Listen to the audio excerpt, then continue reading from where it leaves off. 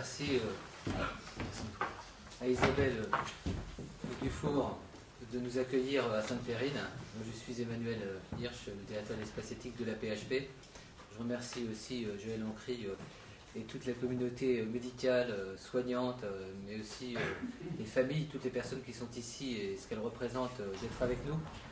Lorsqu'on nous a confié la mission de développer l'espace national de réflexion éthique sur la maladie d'Alzheimer il y a quelques semaines, à la suite de ce qu'avait développé François Blanchard à Reims dans un premier temps, on s'est dit que le premier acte devait être de s'enraciner dans la réalité concrète des soins et de ne pas partir dans des formulations un petit peu théoriques.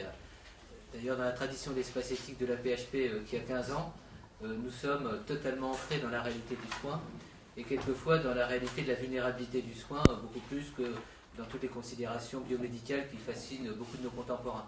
On est beaucoup plus intéressé par la relation dans ce qu'elle a de simple, dans ce qu'elle a d'immédiat et quelquefois même d'anonyme, que par la greffe du village, quelles que soient les qualités, les compétences qu'elle sollicite.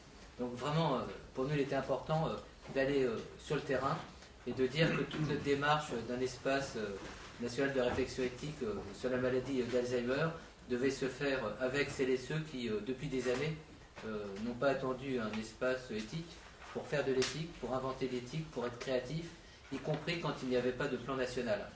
Là, on a la chance aujourd'hui, effectivement, d'être porté par un environnement politique favorable à la prise en compte de ce que représente la maladie d'Alzheimer comme un modèle de penser aussi d'autres maladies neurologiques dégénératives.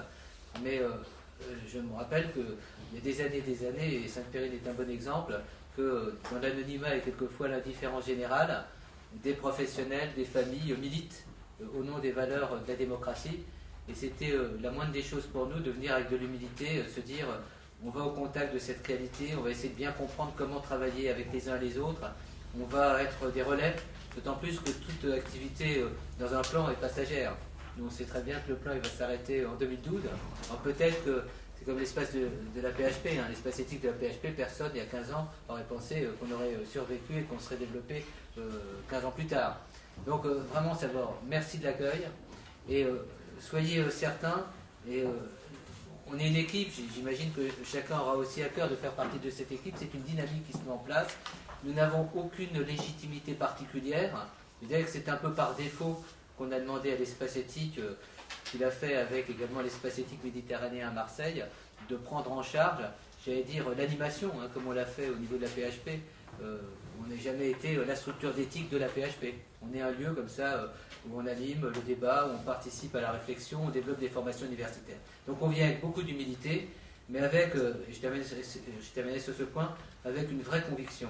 C'est que la réponse aux défis de la maladie d'Alzheimer et des maladies apparentées n'est pas qu'une réponse médico-scientifique.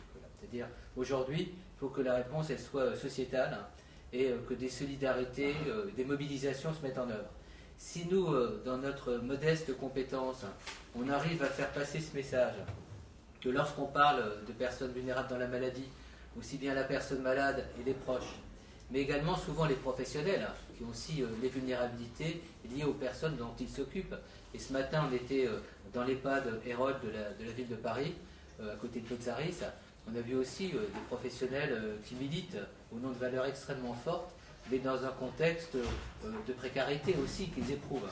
Donc si nous, modestement, on arrive à contribuer à être aussi les vecteurs, les relais de cette mobilisation, on aura tout réussi. Puis dernier point, souvent on a l'impression que l'éthique par rapport à la maladie d'Alzheimer, ce sont des têtes de chapitre.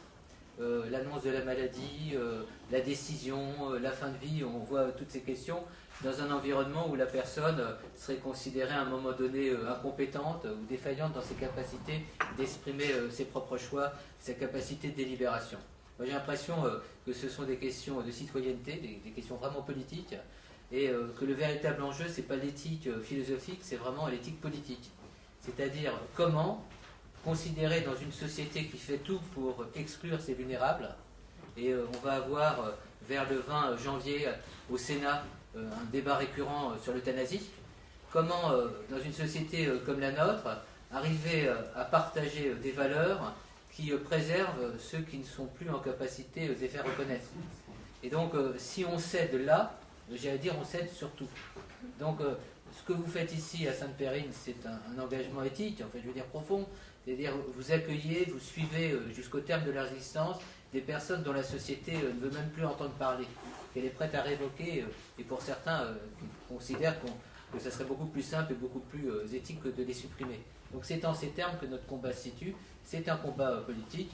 On nous a confié finalement, et je pense que les gens qui nous ont confié cette mission ont pris un risque probablement qu'ils n'ont pas totalement évalué, c'est-à-dire qu'on n'a pas envie de rester dans les généralités, et croyez bien qu'on aime bien lire Kant, mais on va préférer écouter tout ce que les professionnels vont restituer de leur expérience. On sera les relais, et merci de votre confiance.